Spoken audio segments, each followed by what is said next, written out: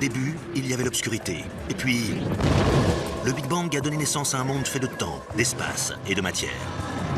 Chaque jour, de nouvelles découvertes nous aident à comprendre les mystères de cet endroit énigmatique et déconcertant qu'on appelle l'univers. Hyperespace, téléporteur, trou de verre et pistolet laser. Des concepts qui appartiennent à la science-fiction, mais s'inspirent-ils de la réalité? Sommes-nous seuls dans l'univers? La réponse est non.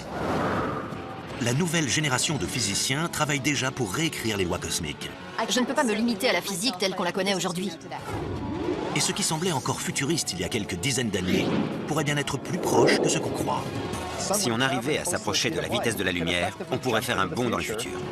Départ aujourd'hui, prochain arrêt demain. Explorons ensemble les mondes de la science-fiction et des faits scientifiques.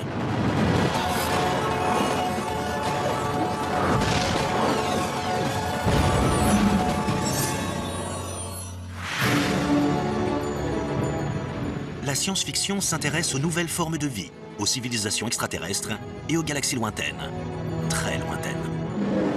Un futur incroyable fait de voitures volantes et de rayons laser semble aujourd'hui être le mirage d'un lendemain qui n'est jamais venu.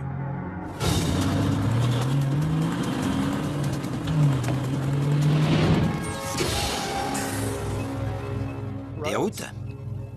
Là où on veut aller, on aura toujours besoin de routes. Pourtant, il y a bien des technologies issues de la science-fiction qui pourraient arriver plus vite qu'on le croit.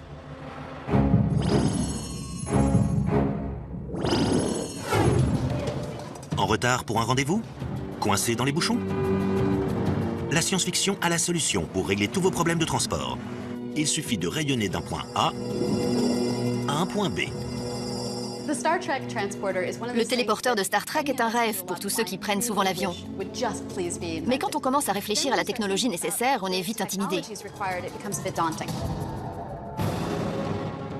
Dans Star Trek, ce qu'on voit dans la série, c'est que le téléporteur fonctionne en déplaçant une personne atome par atome et en convertissant ces atomes en énergie qu'on projette vers une destination avant de réassembler tous ces atomes qui composent la personne une fois arrivé à destination. Quand ils scannent la personne, ils enregistrent tout. La position de tous les atomes et des électrons en orbite autour des atomes, la rotation de tous les électrons, la fonction d'onde de toute la structure moléculaire du corps, la vibration du corps, les mouvements. C'est une quantité incroyable de données. Et il faudrait réussir à scanner tout ça et à décomposer complètement le corps humain. La quantité d'énergie nécessaire pour transformer un humain en énergie pure serait bien supérieure à toutes les armes nucléaires les plus puissantes que l'homme a jamais inventées. Ce serait un processus destructeur. Transformer quelqu'un de ma taille en énergie pure équivaudrait à utiliser 41 fois l'énergie dégagée par la plus puissante des armes nucléaires jamais créées par l'homme. Si vous voulez me téléporter, il faudra d'abord se demander... Mais qu'est-ce qui ressort de l'autre côté du téléporteur? Est-ce que c'est vous ou votre réplique parfaite? Est-ce qu'ils décomposent et recomposent une personne? Ou est-ce qu'ils décomposent une personne, stockent l'information et recréent une toute nouvelle personne? C'est une question intéressante. Est-ce que le téléporteur vous tue et crée un clone? Ou est-ce qu'il réussit à vous préserver et à vous transporter jusqu'à destination? Si vous me dites qu'on vous a décomposé atome par atome et qu'on vous a converti en flux d'énergie avant de vous réassembler à un autre endroit, je ne vois pas en quoi c'est différent que de vous tuer et de vous ressusciter. C'est peut-être un appareil tout droit sorti de la science-fiction, mais l'armée américaine s'intéresse aujourd'hui aux possibilités qu'offrirait la technologie du téléporteur. L'Air Force a commissionné une étude pour examiner le futur des systèmes de transmission de matière. Sans surprise, ils ont rencontré de nombreux obstacles. Développer un téléporteur qui fonctionne, ce n'est pas gagné. Un des plus gros problèmes rencontrés vous sera peut-être familier si vous avez un ordinateur. Pas assez d'espace disque. Oubliez les mégas et les gigas. L'information générée par le scanner d'une seule personne représenterait des milliards de téraoctets. Une seule personne nécessiterait suffisamment de disques durs pour remplir 500 millions d'Empire State Buildings. L'autre question, c'est de savoir si le fait de stocker les données d'une personne implique de la téléporter immédiatement. Que se passerait-il si on voulait la dématérialiser, stocker l'information et la conserver pendant 50, 100 ou 5000 ans? Du point de vue de cette personne, ce serait un voyage dans le temps. Si les améliorations en termes de stockage de données continuent au rythme actuel, on pourrait imaginer l'existence d'un disque dur suffisamment grand pour satisfaire la demande d'ici 2 à 300 ans. Une des dernières barrières à la construction d'un téléporteur de matière est une propriété fondamentale de la physique quantique, connue sous le nom du principe d'incertitude de Heisenberg. Après la diffusion des premiers épisodes de Star Trek, beaucoup de physiciens ont remis en question la technologie du téléporteur. Un des plus gros problèmes dont on a discuté concernait le fait qu'il est impossible de connaître avec précision la localisation et la quantité de mouvement d'un atome ou d'une particule subatomique.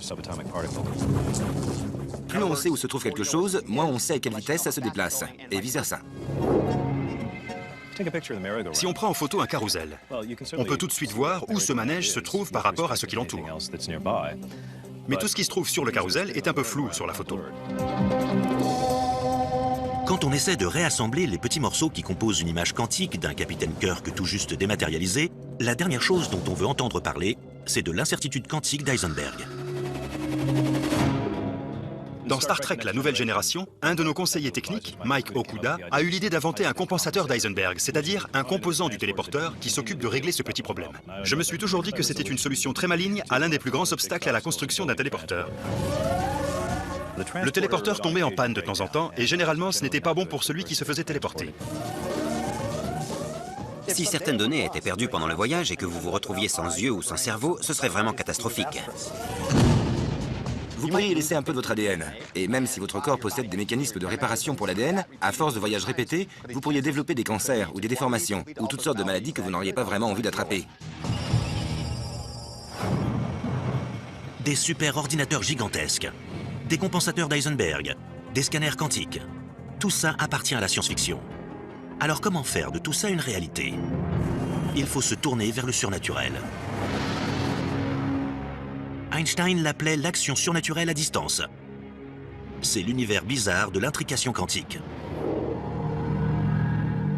En gros, deux particules peuvent interagir de manière à ce que quand elles sont séparées, l'état de l'une affecte directement celui de l'autre. En utilisant cette propriété d'intrication, on peut manipuler une des deux pour influencer sur l'état de l'autre instantanément. C'est le truc le plus dingue qu'on trouve dans la mécanique quantique. Une information n'a aucun moyen de passer d'une particule à l'autre. Même en les séparant d'une grande distance, la vitesse de la lumière ne permettrait pas à l'information de passer d'un point à l'autre quand on effectue les mesures. Il doit y avoir environ 3 personnes capables de comprendre ce concept sur la planète. Et pour tous les autres, on n'a plus qu'à regarder les formules et se sentir mal. Les scientifiques ont déjà prévu de tester cette action surnaturelle d'intrication en transmettant une information entre le sol et l'orbite basse terrestre. Le premier téléporteur de l'histoire humaine. Cette technologie pourrait être utilisée dans le développement d'une nouvelle génération de superordinateurs. Des machines qui pourraient un jour être assez rapides pour réaliser les calculs complexes nécessaires pour construire un téléporteur plus sophistiqué. Je sauterais tout de suite dans un téléporteur si j'étais sûr de pouvoir rentrer chez moi après et voir ma famille. Ce serait un voyage incroyable.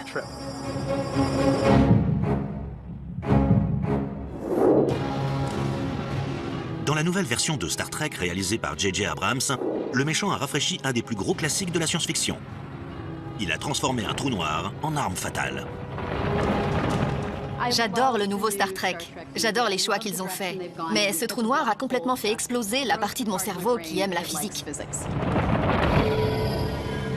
Les trous noirs sont des régions spatiales où la matière est énormément compressée et où la gravité est si forte que rien, pas même la lumière, ne peut s'échapper. Si on pouvait larguer un trou noir dans le noyau de la planète, elle disparaîtrait. Ce serait l'implosion. On ne peut pas contrôler un trou noir, parce que si on essaie de le manipuler, il implose aussi. Dans le film de Star Trek, il y a une forme exotique de matière qu'ils appellent la matière rouge, et qu'ils utilisent pour former un trou noir à l'intérieur du noyau d'une planète existante. On ne peut pas vraiment transformer une planète en un trou noir en utilisant de la bouillie rouge. C'est tout simplement impossible. Bien sûr, dans les faits, les trous noirs sont aussi une source d'inquiétude. Notre quête de connaissances pourrait bien nous mener à la destruction de la planète, qui serait aspirée par la gueule insatiable d'un trou noir que nous aurions créé.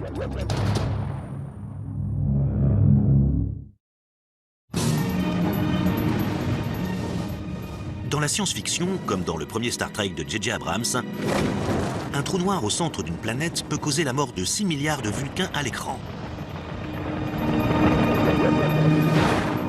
Cette planète serait absorbée dans la masse du trou noir. Elle serait réduite en morceaux et disparaîtrait de notre univers pour toujours. C'est un peu la pire de toutes les armes fatales.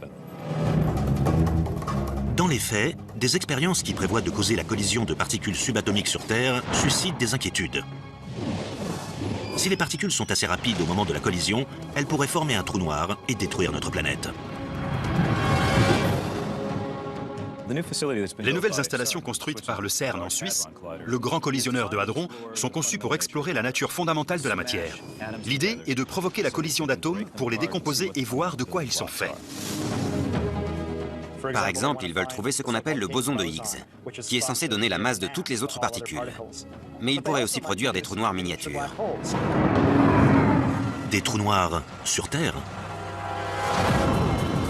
L'homme perçoit les trous noirs comme d'énormes vortex tourbillonnants qui aspirent la matière et dont rien, pas même la lumière, ne peut s'échapper.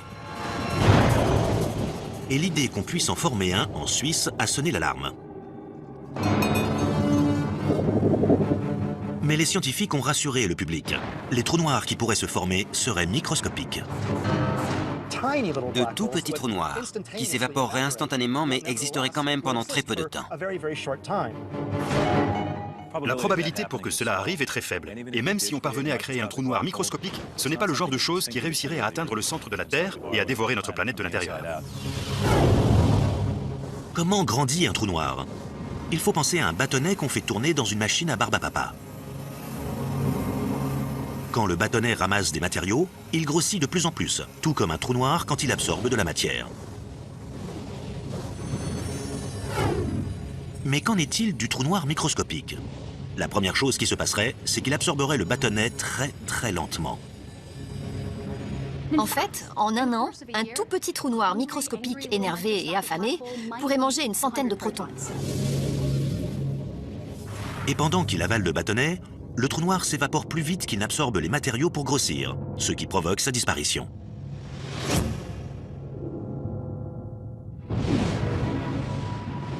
Les trous noirs ne devraient pas nous inquiéter. D'ailleurs, il y a un trou noir supermassif en plein milieu de notre Voie lactée. Il fait sa vie dans son coin avec des étoiles qui lui tournent autour dans la joie et la bonne humeur. On peut même observer des trous noirs dans les galaxies proches de la nôtre. Des disques de matériaux se mettent à tourbillonner et à créer tellement de chaleur qu'ils libèrent de grandes quantités de lumière en disparaissant. Si les auteurs tiennent vraiment à donner le mauvais rôle au trou noir, ils pourraient au moins le faire de manière exacte et précise. Un scénario intéressant qui n'est pas assez utilisé à mon goût serait celui d'un trou noir qui détruirait notre système solaire. Un petit trou noir pourrait très bien entrer en collision avec le système solaire. Et on ne s'en rendrait pas compte avant qu'il n'interagisse avec le nuage d'Oort, ce nuage de particules gelées d'où proviennent les comètes. Il pourrait très bien avoir une trajectoire de collision prête à détruire notre système solaire, et on ne s'en rendrait compte qu'à quelques années de l'apocalypse. La première chose qu'on verrait, ce serait le scintillement du nuage d'Oort chargé de particules à haute énergie, quand des petits bouts de glace commenceraient à être absorbés. Après, on remarquerait que les orbites externes du système solaire sont déformées et que leur déformation augmente en modifiant l'orbite de la Terre selon la position du trou noir. On pourrait aussi bien être attiré vers le Soleil qu'écarté du Soleil. Ça ferait qu'on mourrait soit à cause du feu, soit à cause de la glace. Mais bon, personnellement, je trouve que ni l'un ni l'autre n'est très sympa.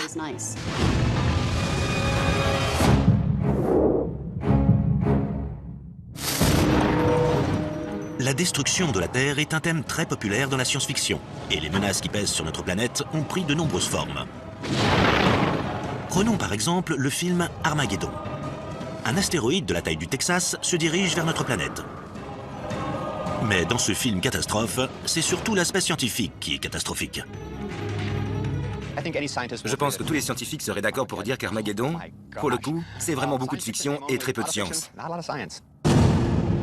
La manière dont ils ont décrit cet astéroïde qui allait entrer en collision avec la Terre et la façon dont ils ont géré la menace en envoyant une navette spatiale pour utiliser une explosion nucléaire, c'était ridicule. Le problème, c'est que plutôt que d'avoir un seul astéroïde qui détruirait une partie de la planète, on aurait des milliers, voire des millions de morceaux d'astéroïdes qui détruiraient plusieurs parties de la planète. Donc évitons d'exploser des astéroïdes. Il faut les déplacer, mais surtout pas les faire exploser. Mais si la Terre venait à rendre l'âme, où irait-on habiter?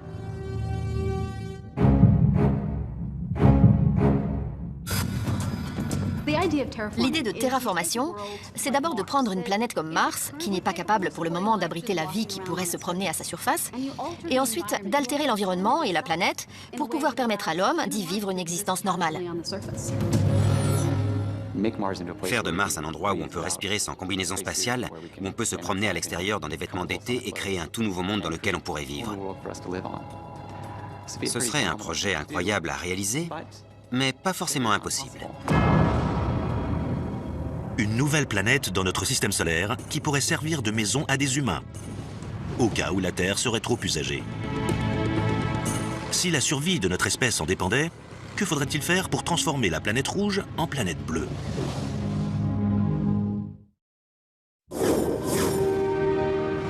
Mars est une planète rouge, désolée et stérile.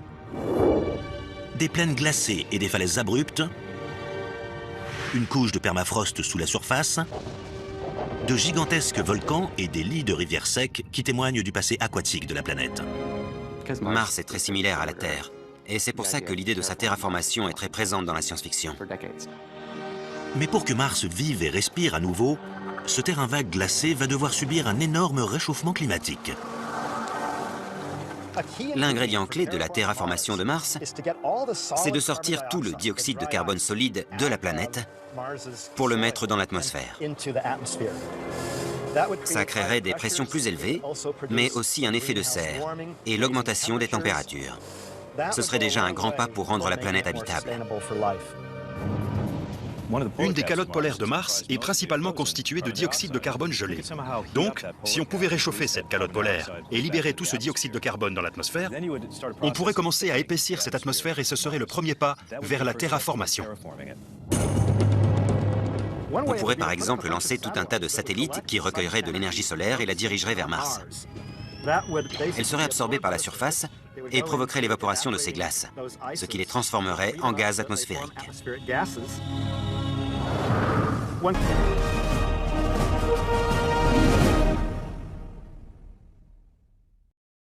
On pourrait aussi mettre un tas de matière sombre dans les calottes polaires de Mars. Cette matière sombre absorberait le rayonnement solaire au lieu de le réfléchir, ce qui réchaufferait le matériau et ferait fondre les glaces qui se trouveraient en dessous avant de s'évaporer. Mais si on veut vraiment terraformer Mars, il y a un ingrédient qu'on ne peut pas laisser de côté. La Terre possède un champ magnétique assez puissant. C'est lui qui nous protège des vents solaires. Les particules chargées qui s'échappent du Soleil sont gardées à distance de la Terre, grâce au champ magnétique. Mars n'en a pas.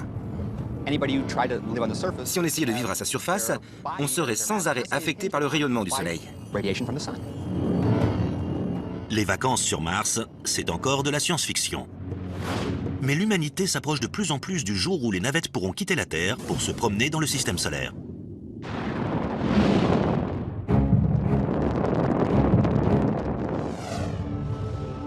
C'est assez facile de se déplacer dans notre système solaire.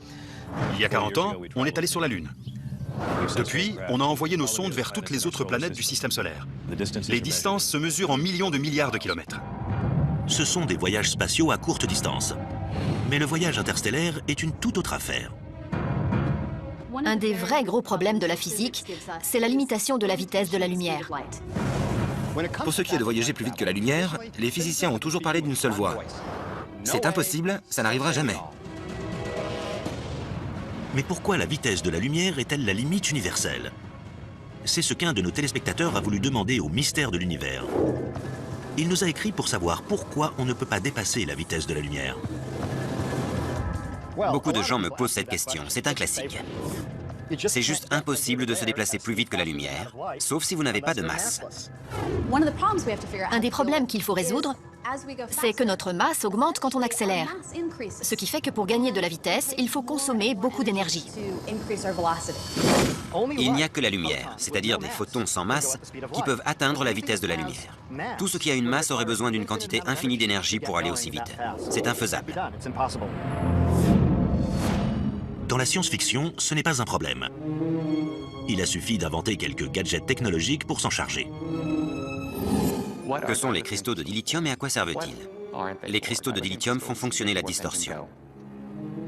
C'est tout ce qu'on a besoin de savoir. Il existe plusieurs noms pour ce type de technologie.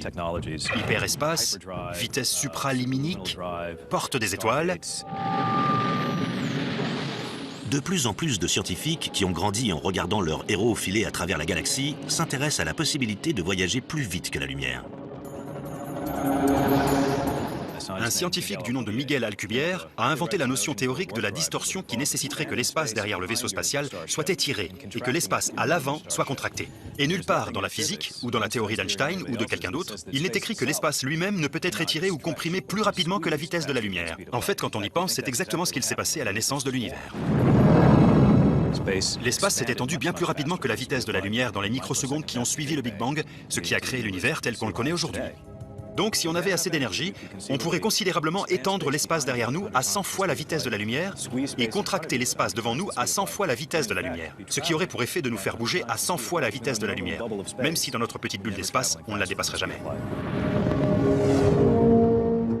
Si jamais un astronaute veut se rendre rapidement quelque part, les options sont assez limitées. La plupart des navettes utilisent aujourd'hui du carburant liquide ou solide. La navette spatiale utilise des propulseurs à poudre, qui ressemblent un peu à des fusées. Une fois allumés, ils sont partis. On a aussi des fusées chimiques, qui utilisent de l'hydrogène et de l'oxygène liquide. Il suffit de les mélanger et on obtient énormément d'énergie. L'effet secondaire, c'est qu'on obtient aussi de l'eau et de la chaleur. Aujourd'hui, la dernière génération de sondes spatiales utilise une toute nouvelle technologie, tout droit sortie des pages de romans classiques de science-fiction. Le moteur ionique. En gros, on prend des atomes, on enlève quelques électrons et on obtient une particule chargée. Ensuite, on l'accélère à l'aide d'un champ magnétique et on rejette ces particules à haute vitesse sur un côté de l'appareil. La différence entre ce moteur et le moteur chimique, c'est qu'avec un moteur ionique, il y a très peu de poussée. Un moteur ionique génère la même quantité de poussée que le poids d'une feuille de papier. Mais il le fait pendant des mois sans s'arrêter, en accélérant progressivement jusqu'à atteindre des vitesses assez élevées. La sonde spatiale Dawn de la NASA utilise l'énergie ionique pour s'approcher doucement de Vesta et Cérès, deux des objets les plus larges de la ceinture d'astéroïdes. Une des choses qui rendent le moteur ionique si puissant, c'est que c'est le carburant le plus efficace dans l'espace, là où il n'y a pas de friction. Il n'y a rien pour vous ralentir.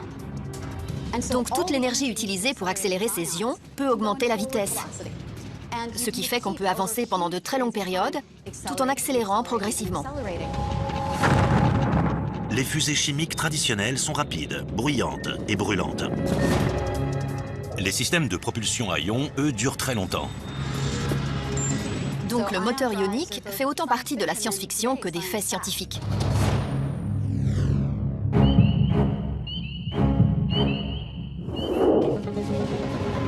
Entre les sondes spatiales qui sortent de notre système solaire et les ondes radio et télé qui nous ont déjà quittés depuis longtemps, l'homme annonce sa présence dans l'univers.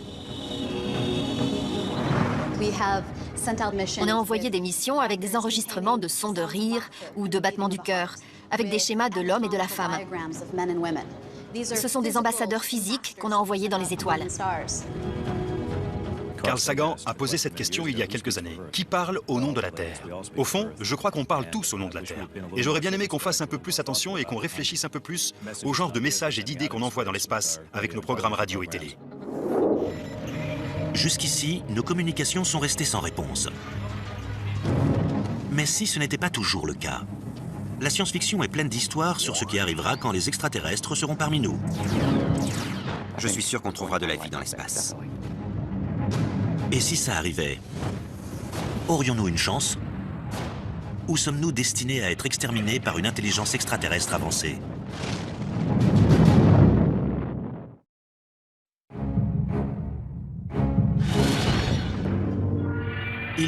terre en paix, mais anéantissent notre planète. Depuis les tout premiers écrits de science-fiction, certains thèmes sont très récurrents, mais peut-être jamais autant que celui-ci.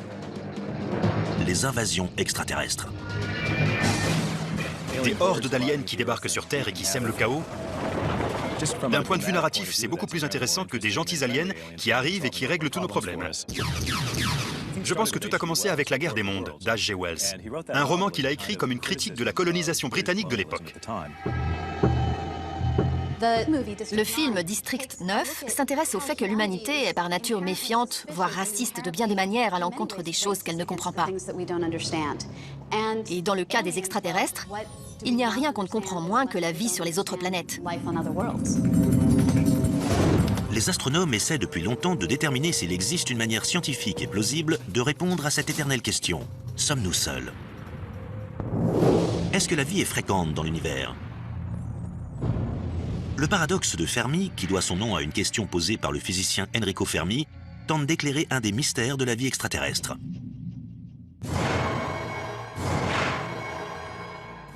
Si des formes de vie intelligente existent partout dans l'univers, alors où sont-elles? Si elles ne sont pas ici, elles ne sont sûrement nulle part. Donc, je crois que soit nous sommes uniques, ce qui est une idée assez folle, soit les formes de vie intelligentes sont assez rares.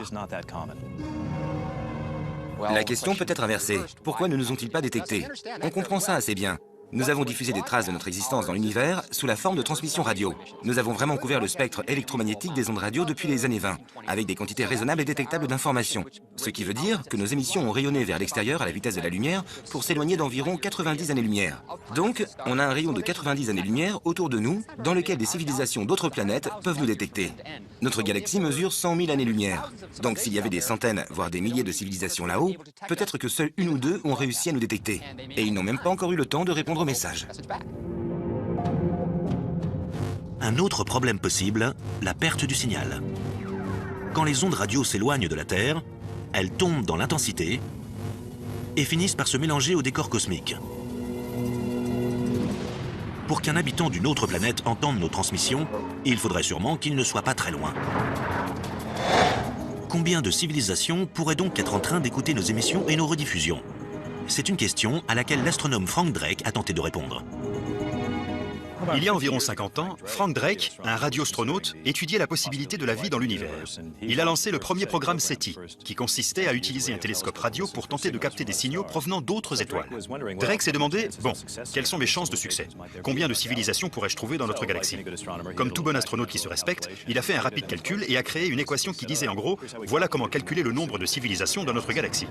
Combien d'étoiles de notre galaxie peuvent avoir des planètes similaires à la Terre? Combien de ces étoiles ont des planètes similaires à la Terre? Et sur combien de ces exoplanètes la vie s'est-elle développée, etc. Si vous êtes optimiste, vous trouverez qu'il existe des tas de civilisations intelligentes dans notre Voie lactée. Si vous êtes pessimiste, par contre, vous pourrez facilement trouver qu'une seule galaxie comme la nôtre sur 1 million peut abriter une vie intelligente. Donc si vous êtes pessimiste, autant dire qu'on est tout seul dans la Voie lactée. Si une grande armée d'extraterrestres belliqueux se dirigeait vers nous, quelles seraient les meilleures défenses de la Terre? Une des choses qui nous sauvera, c'est que les voyages spatiaux sont lents. On les verra arriver à l'avance. Et on aura quelques jours pour se préparer pendant qu'ils traverseront le système solaire en ressemblant à un astéroïde ou à une comète.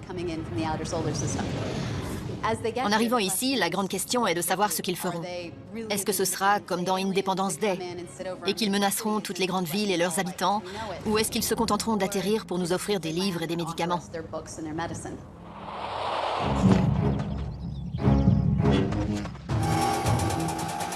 Si jamais ça tournait mal, peut-être qu'on pourrait sauver la Terre en utilisant des armes de science-fiction.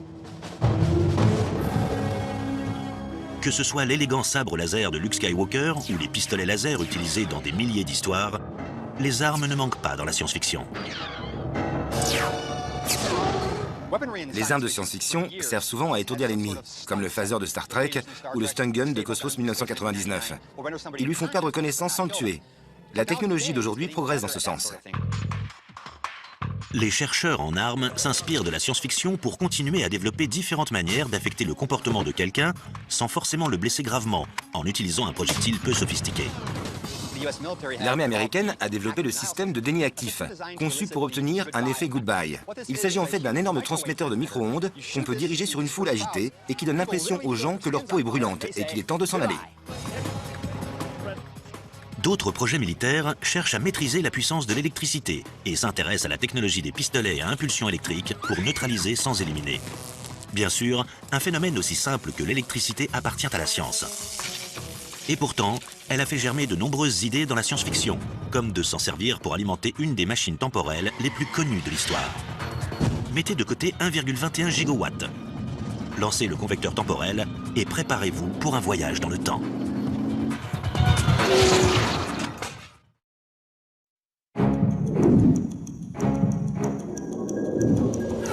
Le voyage temporel. C'est vraiment possible, selon deux des plus grands esprits scientifiques du XXe siècle. Albert Einstein, dont les célèbres équations n'ont jamais écarté la possibilité des voyages dans le temps, et le docteur Emmett Brown, inventeur du convecteur temporel. La différence entre les deux? La machine d'Einstein ne va que dans une direction et s'appuie sur des tas de preuves scientifiques. On sait grâce à la relativité restreinte et à la relativité générale que les voyages dans le temps sont tout à fait possibles, c'est notre futur. Si on se déplaçait à la vitesse de la lumière et qu'on rentrait chez nous ensuite, on se rendrait compte que les gens sur Terre ont vieilli beaucoup plus vite que nous. La relativité permet les voyages temporels. Buck Rogers, au XXVe siècle, l'avait compris. Andromède l'avait compris. La machine de Doc permet de remonter dans le temps et d'aller dans le futur. Mais selon les lois de la physique, c'est impossible. Ou est-ce vraiment le cas? Retourner dans le passé ne semble pas violer les lois fondamentales de la physique. D'ailleurs, certains physiciens ont déjà imaginé des plans qui pourraient nous permettre de le faire. On pourrait tourner d'une certaine manière autour d'un trou noir ou transformer des trous de verre en machines temporelles. Si on prend un côté d'un trou de verre et qu'on l'accélère jusqu'à la vitesse de la lumière, puis qu'on l'envoie à plusieurs centaines d'années-lumière avant de le ramener à son point de départ, alors ce côté du trou de verre existe de manière permanente dans le passé de l'autre côté. Donc, a priori, en traversant ce trou de verre, on pourrait retourner dans le passé. Ça a l'air facile, mais les scientifiques disent qu'il n'existe aucun moyen de stabiliser le champ d'énergie pour créer un tel trou de verre. Un autre problème subsiste. En retournant dans le passé, on risque de provoquer un paradoxe. Le paradoxe du grand-père dans les voyages temporels, c'est quand on retourne dans le temps et qu'on tue son grand-père avant que son père ou sa mère ne soit né. Ça voudrait dire qu'on ne pourrait pas être né. Mais alors comment aurait-on pu retourner dans le temps et tuer son grand-père? C'est un paradoxe logique. D'autres personnes ont dit qu'il y avait peut-être un moyen d'éviter le problème. Il y a une certaine vision de la mécanique quantique qu'on appelle la théorie des mondes multiples. Une des nombreuses interprétations de la mécanique quantique prétend que chaque fois qu'on prend une décision, l'univers se divise. Chaque fois que j'envoie un photon de lumière à travers une fente et qu'il part dans une direction, il y a un autre univers dans lequel la lumière va dans l'autre direction. Chaque fois que je renverse mon café dans cet univers, il y a un autre univers dans lequel il ne lui arrive rien. Selon la théorie des mondes multiples, tout ce qui aurait pu arriver est arrivé quelque part. Et tout ce qui aurait pu être se trouve quelque part dans le multivers. Et c'est comme ça qu'on obtient une infinité d'univers qui se séparent d'une autre à chaque seconde de chaque jour, de chaque année. Si c'est le cas, on peut dire qu'en voyageant dans le temps, on pourrait toujours tuer son grand-père et être en vie, parce qu'on se trouverait en fait dans un univers différent. Si les voyages dans le temps sont possibles, une chose est sûre, ça demandera beaucoup d'énergie. Dans Retour vers le futur, Doc réussit à remonter dans le temps avec sa DeLorean alimentée par 1,21 gigawatts. Elle doit atteindre une vitesse de 88 miles par heure. Tout ça n'est bien sûr que de la science-fiction. L'énergie qu'il faudrait en réalité pour remonter dans le temps, c'est-à-dire dépasser la vitesse de la lumière qui est infinie, voire plus qu'infinie, demanderait un genre de trou de verre ou un autre raccourci à travers l'univers. 1,21 gigawatts ne suffirait pas, tout comme 88 miles ne suffirait pas. Parfois, la science des films parvient à bluffer la vraie science. Qu'est-ce qu'un convecteur temporel? Honnêtement, je n'en ai aucune idée. La trilogie Retour vers le futur met aussi en scène des voitures volantes qui filent sur des autoroutes aériennes prévues pour le futur pas si lointain de 2015. De nombreuses histoires de science-fiction se trompent d'année quand elles essaient de prédire l'avenir. Une des choses les plus incroyables dans l'idée de retourner dans le temps, ce serait d'observer l'ancienne science-fiction, qui ne s'est jamais douté que les ordinateurs feraient à ce point partie intégrante de nos vies. Ils n'avaient pas imaginé qu'on aurait tous des appareils personnels en main, des ordinateurs portables personnels, et que toutes nos actions seraient en quelque sorte modérées par la technologie. De nombreux petits-enfants ont même leurs propres ordinateurs portables, et on ne voit jamais ça dans la science-fiction.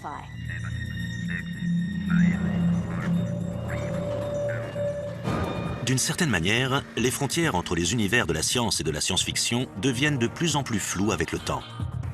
Après tout, Kirk et Spock ne sont pas les seuls à avoir des appareils de télécommunication de poche qui permettent de parler à n'importe qui sur la planète. Bormanis à Grazier, vous pouvez entrer. Pour ce qui est des technologies de communication... Excusez-moi. Pas maintenant, André, je suis occupé. La communication est un domaine dans lequel la science a dépassé la fiction.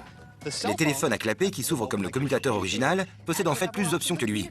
Vous avez déjà vu Monsieur Spock jouer à Tetris? Vous avez déjà vu le capitaine Kirk s'interrompre à cause d'un texto? Non. La science a dépassé la science-fiction. Ce qui semblait miraculeux il y a 40 ans se trouve dans toutes nos poches aujourd'hui. La science-fiction, c'est le côté rêveur de la science. C'est l'imagination. Mais la science ne pourrait pas exister sans imagination. Elle a besoin d'inspiration. Elle a besoin de ces moments de eureka. Et je crois que la science-fiction contribue à créer ces moments pour les scientifiques.